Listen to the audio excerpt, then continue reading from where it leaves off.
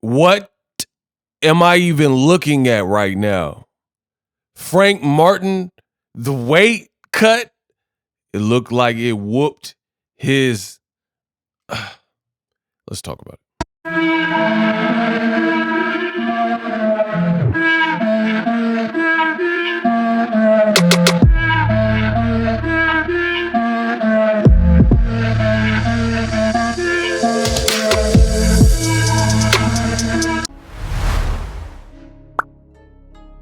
What the f is going on with Frank Martin?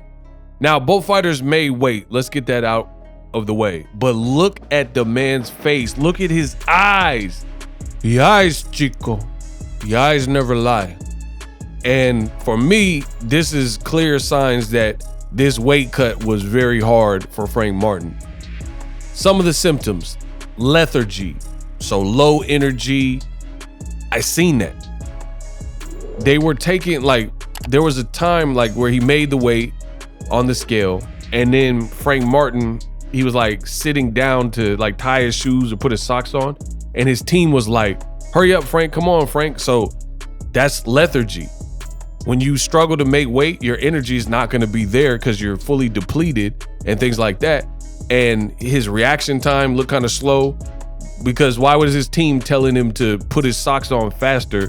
We're ready to go, because they have clearly Amazon Prime cameras rolling, and he's slow putting they're trying to get their shots so everyone could be on their way. It's a telecast, you know what I mean? So that's very concerning that he was putting on his socks too slow, to the point where his team, I think it was Errol Spence and Derek James, were like, hey, come on, Frank, let's go, you know, because people got to get their photos and you got to get out to the media. It's a show. You're running a show. So lethargy, but also the eyes, like I keep saying, the eyes, sometimes the eyes look like jaundice or look like bloodshot, things like that, sunk in. His eyes definitely look sunken in, like the doll from Beetlejuice. That, remember when Beetlejuice tried to switch the ticket with the doll at the end of the movie and gave him the long number, and then the voodoo dude with the shrunken head, that's how his eyes look sunk in. So I can't say this looked like a healthy weight cut. It really didn't. Looks like Frank Martin struggled. And an ingenious thing done by Team Tank Davis was to not do an early morning weigh-in, which we've seen for some of the bigger fights. And why would you? You're the A side if you're Tank Davis, and clearly you know the fight camp he had. You clearly know that Gervonta Davis really could make 130 pounds, which is something I've said on my channel for a long time. Tank could really make 130 if he chose to. So you basically have the smaller fighter. Looks like he had a serious and tremendous camp, and he was ready, and he totally was training for this particular camp. So why would you do an early morning weigh-in when you have no problem weighing in at 3 p.m.? Meanwhile, your opponent, Frank Martin, looks like ghastly. He looks gaunt. He looks like very sparse. Like his face looks skint, and it looks like he struggled. So it makes sense. It makes sense for Tank's team to have done that. Versus, like, let's say Devin Haney and Ryan Garcia, these guys are at 140. They both struggle to make weight, so they did this early morning weigh-in so the person wouldn't have to hold their weight. It's called holding your weight. When you weigh in and you try to make weight, making it, they say the lightest point of your day is when you wake up, when you first wake up. So imagine if you had to weigh in at 8 a.m., then you just have to make the weight when you first wake up, don't eat anything.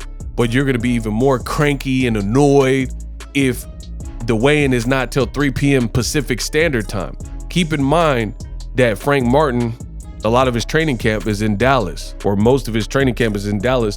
That's Central Time. So it's a different time zone.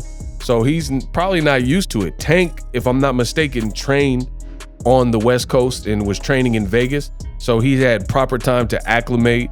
He's, again, the lighter guy. Frank Martin is on training on a different coast, which is an hour ahead of me because I'm on the same time as Las Vegas, Pacific Standard Time. So Frank Martin, imagine holding your weight. That's going to feel like 4 p.m. if you're from Texas, or not from there, but training out of Texas. it's going to be like you can't really, if you have to hold your weight and you haven't made weight until the actual weigh-in, which was 3 p.m., not 1 p.m., not noon, but 3 p.m., it's going to feel like a 4 p.m. if you've been training out of Texas. So a guy who struggled to make weight, that's going to hurt you.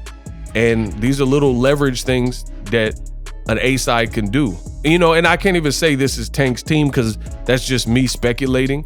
I don't know who chose to schedule this weigh-in. You know, maybe Premier Boxing Champs wanted to do it. But we have seen the other way, where if it's a pay-per-view fight and it's supposed to be a big high-profile fight and they're worried about the fighters not necessarily being able to make weight, i.e. Ryan Garcia and Devin Haney, we've seen the ceremonial weigh-in take place and a non-public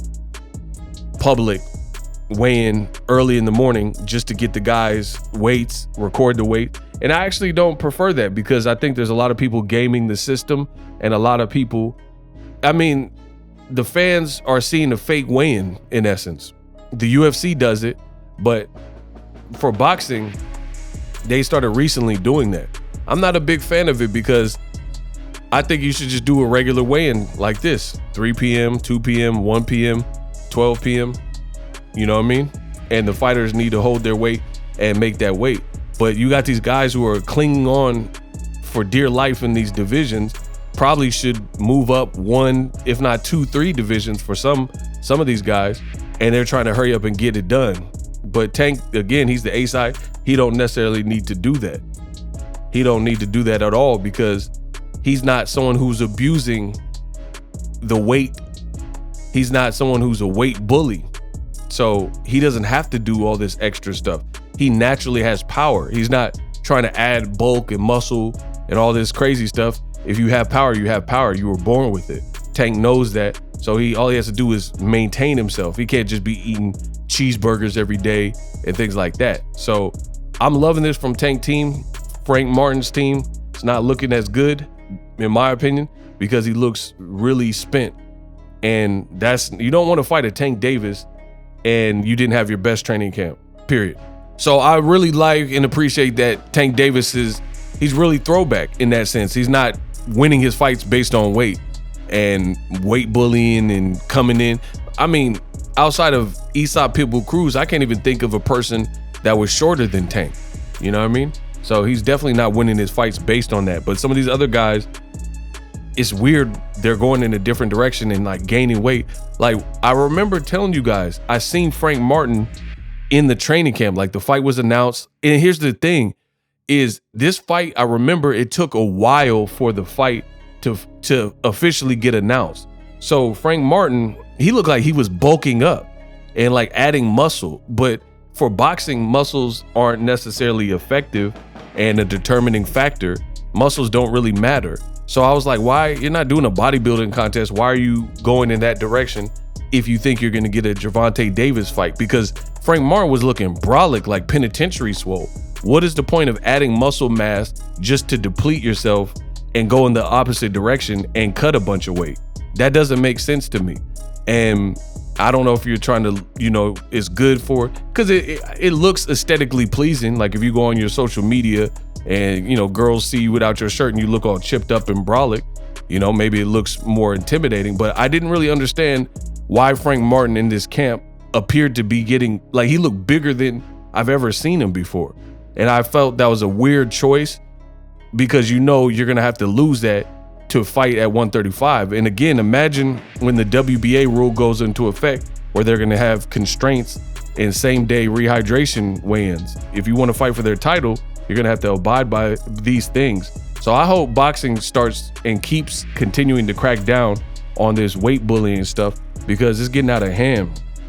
I feel like there's no reason for fighters to really be the age that they are and look like Devin Haney versus Kambosos in the rematch, or Devin versus Lomachenko, the weigh-in for that, or even Frank Martin here. He just looked ghastly. He looked like it was a really, really rough cut for him, and I don't understand why that would be the game plan in front of your biggest fight ever. But hey, it's a fight.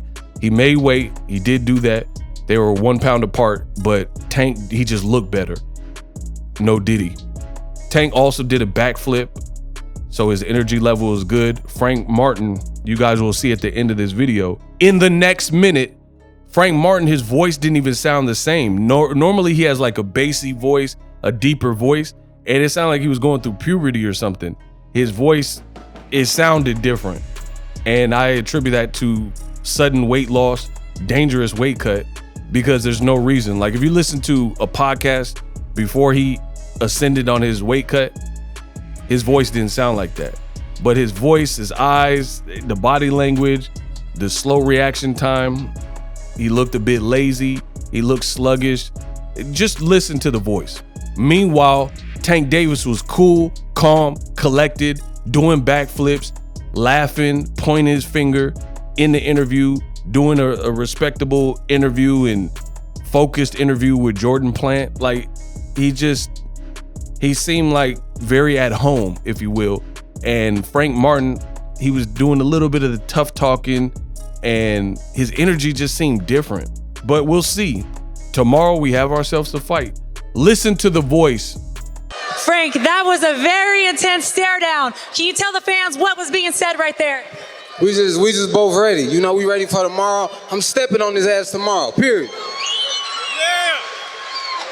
Do you enjoy being the underdog in all this, and does it give you extra motivation? I love it. I love it. I'm so happy that there's so many people in this arena that's sleeping on me. It's a blessing. You know what I mean? I'm a dog and I'm coming out on top.